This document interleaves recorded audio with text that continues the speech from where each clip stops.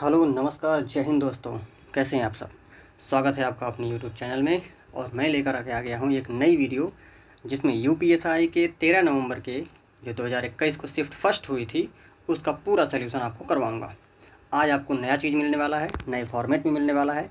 आपको ज़्यादा फ़ायदा होगा, ज़्यादा फ़ायदा इस मामले में क्योंकि आज मैं थोड़ा सा फास्ट भले लेके चलूँगा, लेकिन आपको ज़्यादा फैक्ट और कॉन्सेप्ट मिलने वाले हैं निश्चित रूप से। तो सबसे पहले चलते हैं अपने पहले प्रश्न की तरफ। पहला प्रश्न हमारा कह रहा है, निम्नलिखित में से भूदान आंदोलन के अग्रणी कौन हैं। तो भूदान आंदोलन के अग्रणी कौन है? इसका आंसर है विनोबा भावे।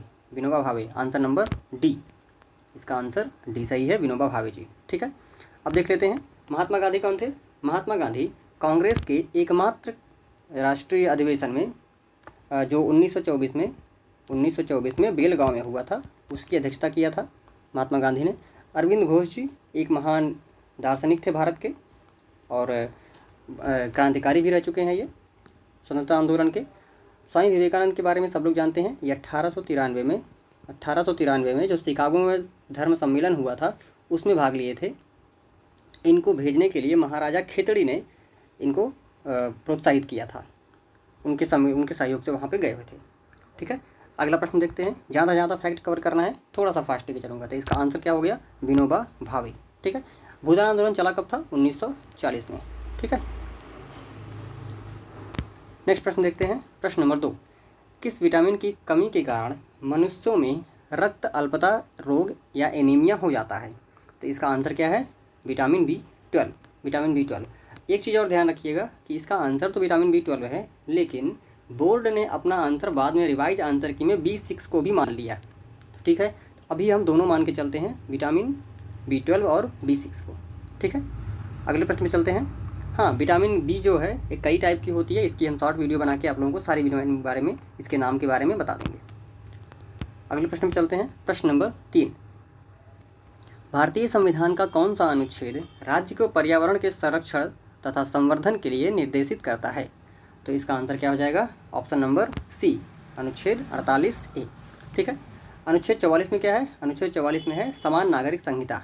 समान नागरिक संहिता, नागरिक संहिता जिसको UCC बोलते हैं। UCC, universal civil code. यह है भारत के सबसे पहला कौन सा राज्य है जिसमें ये लागू हुई थी? तो स्वतंत्रता के पहले से ही गोवा एकमात्र ऐसा राज्य था जिसमें लागू थी। ठीक, अगले प्रश्न पर चलते हैं।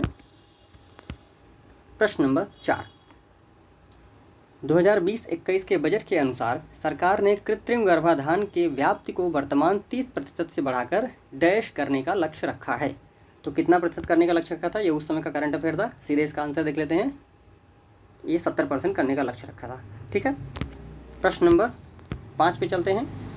भारतीय संविधान की 7वीं अनुसूची के संदर्भ में संक्रामक तथा संसर्गज रोगों का विषय डैश का एक भाग है।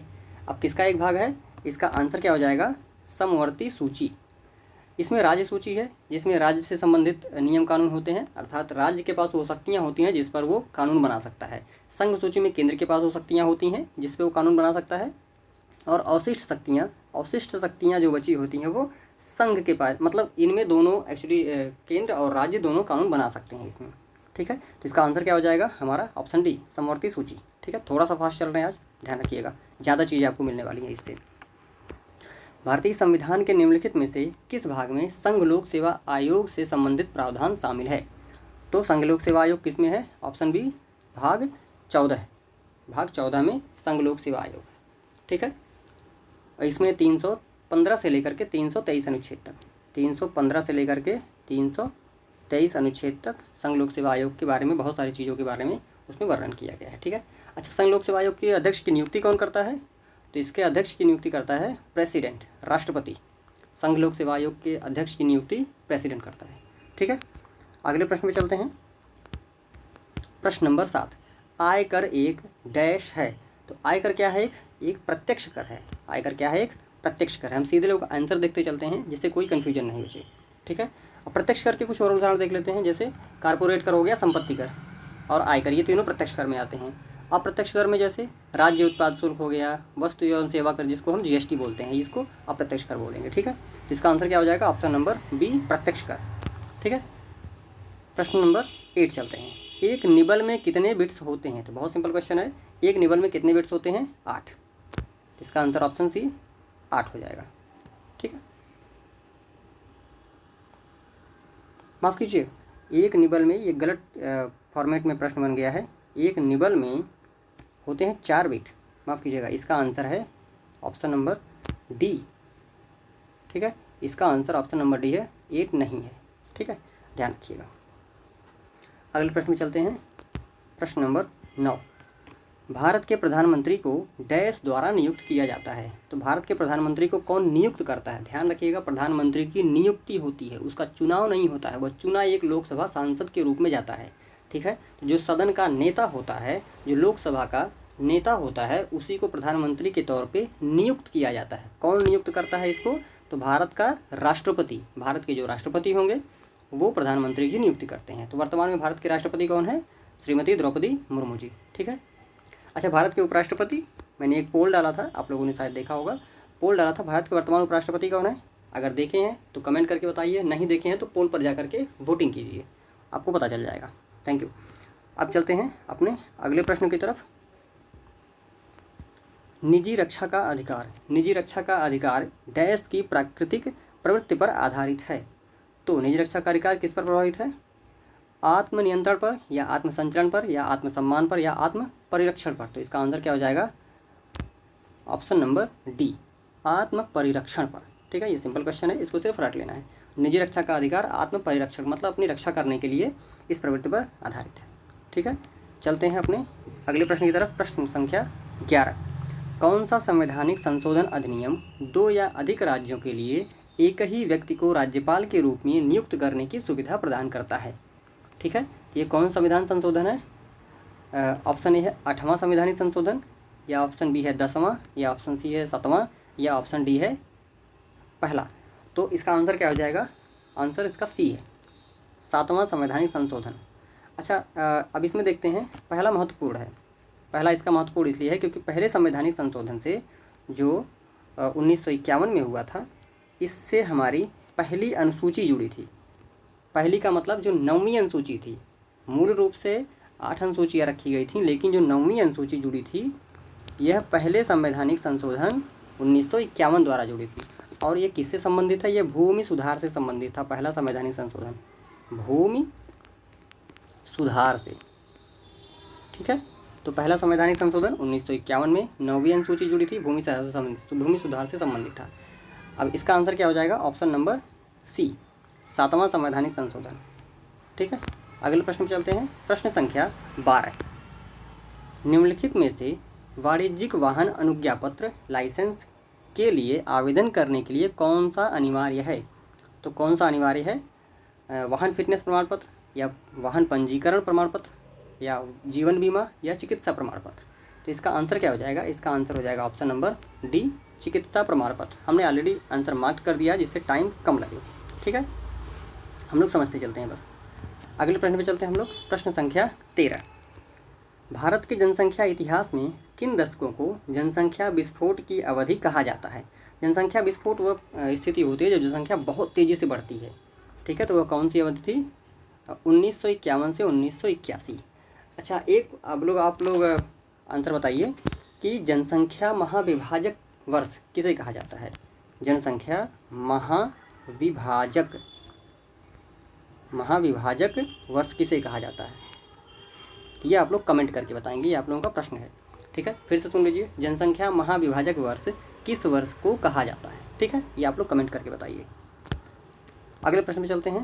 प्रश्न संख्या 14, भारत में सर्वोच्च कानून अधिकारी कौन है? तो भारत में सर्वोच्च कानून अधिकारी कौन होता है?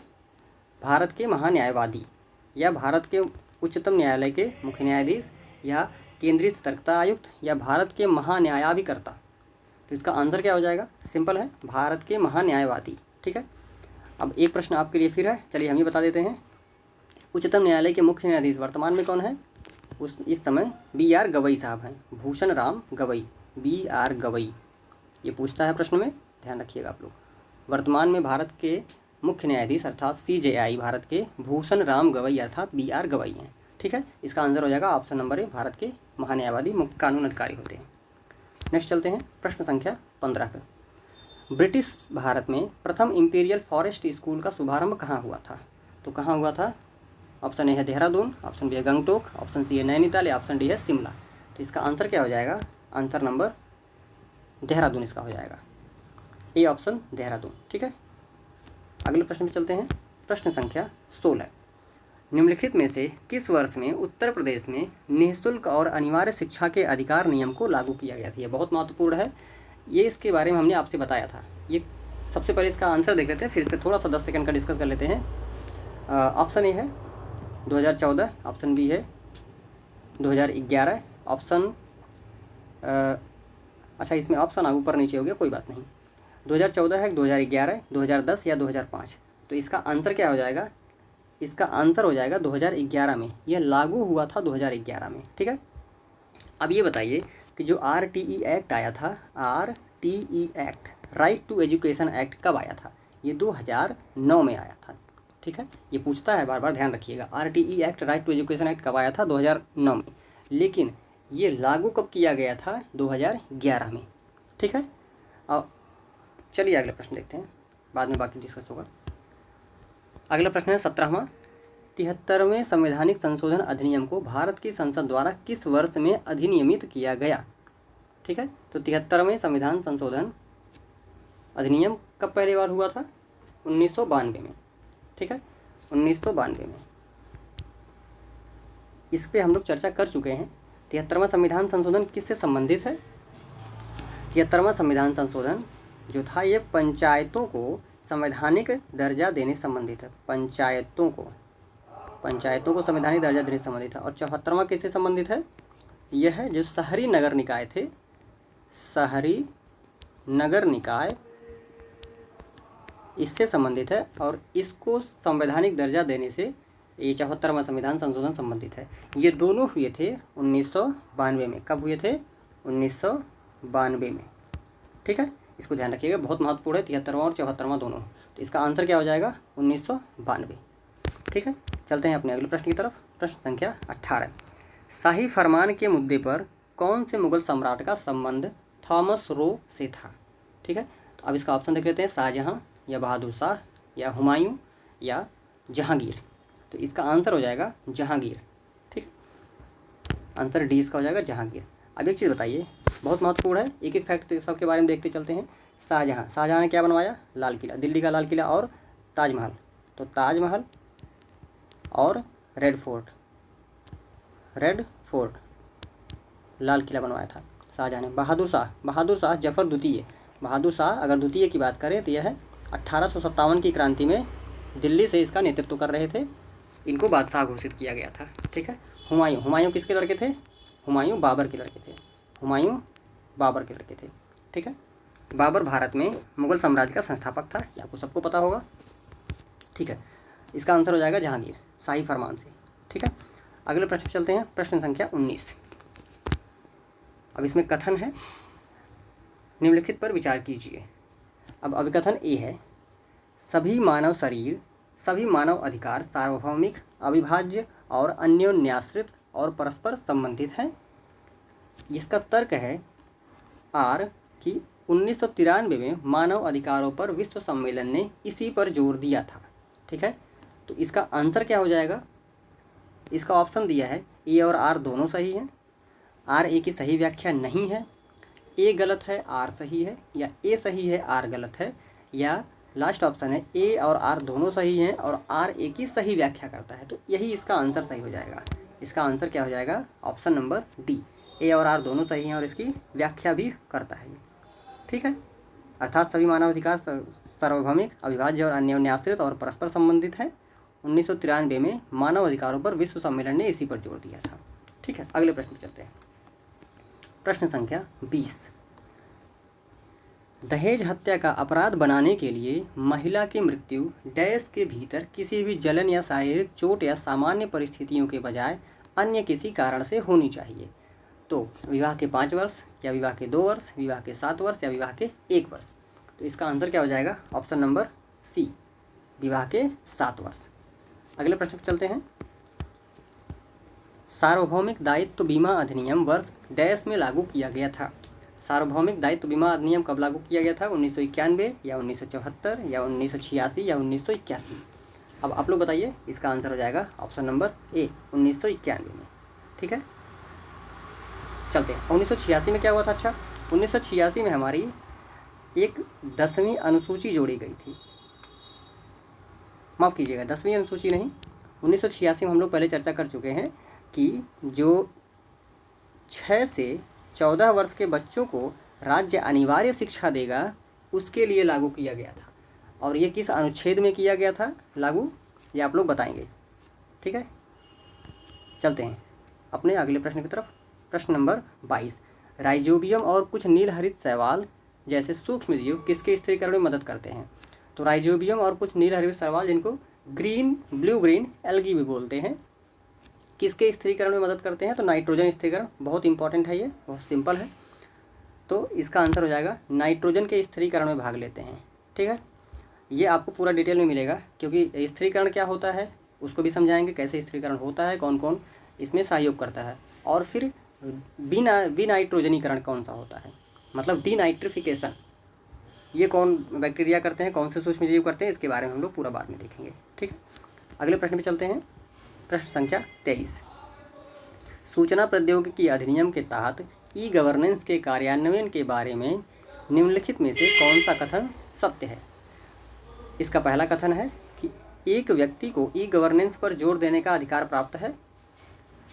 दूसरा कथन है सरकार को ई गवर्नेंस का चयन करने का विवेकाधिकार प्राप्त है। और तीसरा कथन है किसी को भी ई गवर्नेंस पर जोर देने का अधिकार नहीं है। तो इसका कोई एक व्यक्ति ई गवर्नेंस पर जोर देगा तो सरकार मानेगी ही नहीं, तो पहला ऑप्शन क्या हो जाएगा? पहला ऑप्शन गलत हो जाएगा। ठीक है, इसका दूसरा और तीसरा आंसर सही है, तो ऑप्शन नंबर डी हमारा सही हो जाएगा। ठीक है, चलते हैं अगले प्रश्न की तरफ।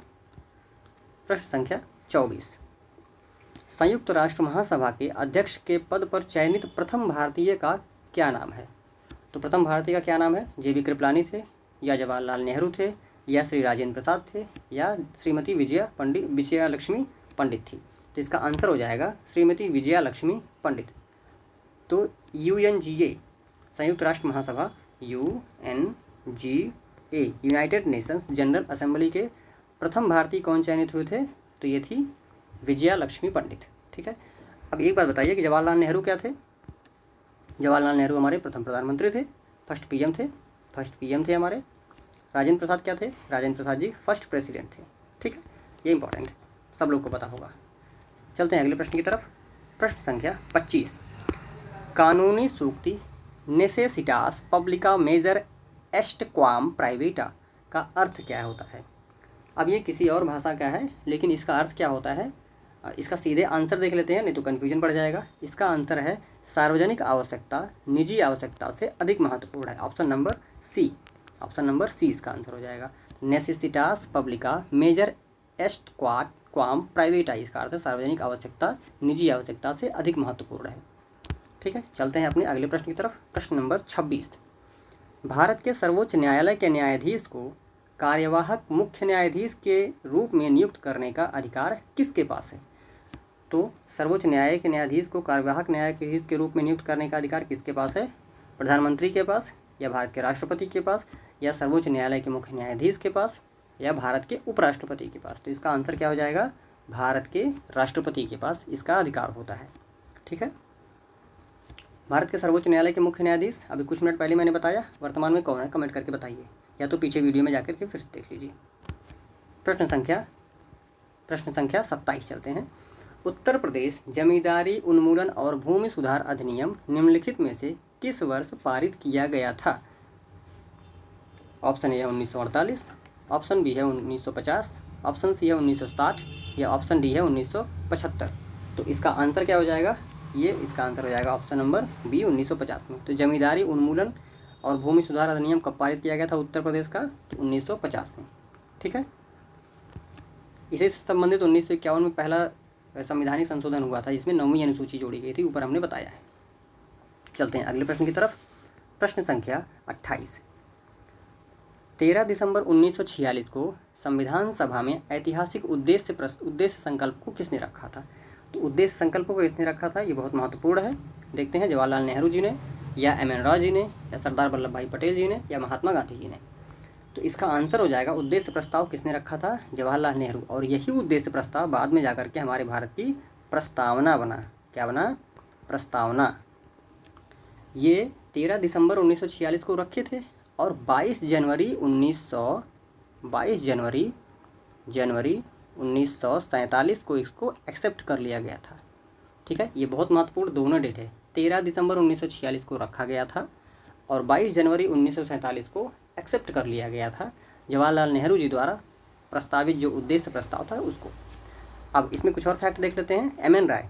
एम.एन. राय का नाम क्या है?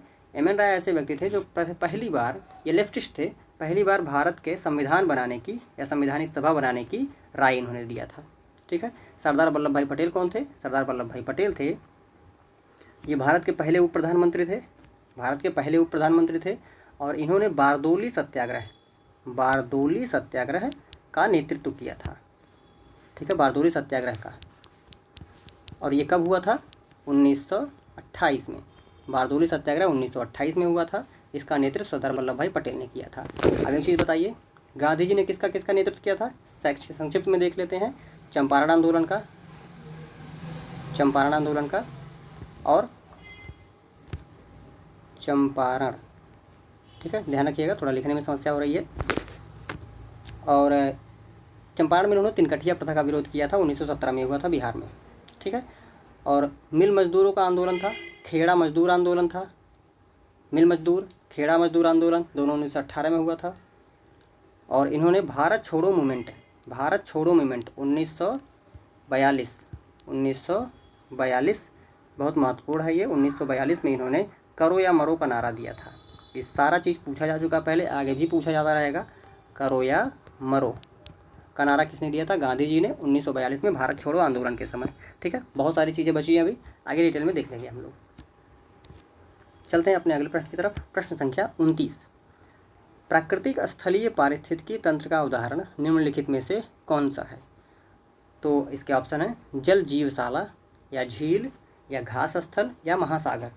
तो इसका आंसर क्या हो जाएगा? 29 का ऑप्शन हो जाएगा सी, घास स्थल।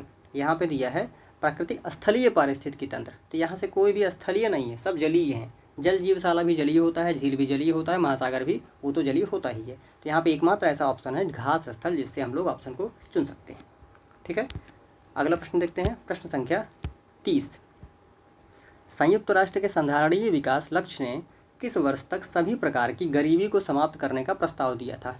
तो सभी प्रकार की गरीबी को समाप्त करने का प्रस्ताव कब तक दिया था? 2030 तक, या 2028, 2032 या 2025? तो कब दिया था इसने? ऑप्शन नंबर ए, 2030 तक। ठीक है, तो अब एक चीज़ बताइए कि संयुक्त जो ये ख़त्म करने का लक्ष्य निर्धारित किया गया था, ये कब किया गया था?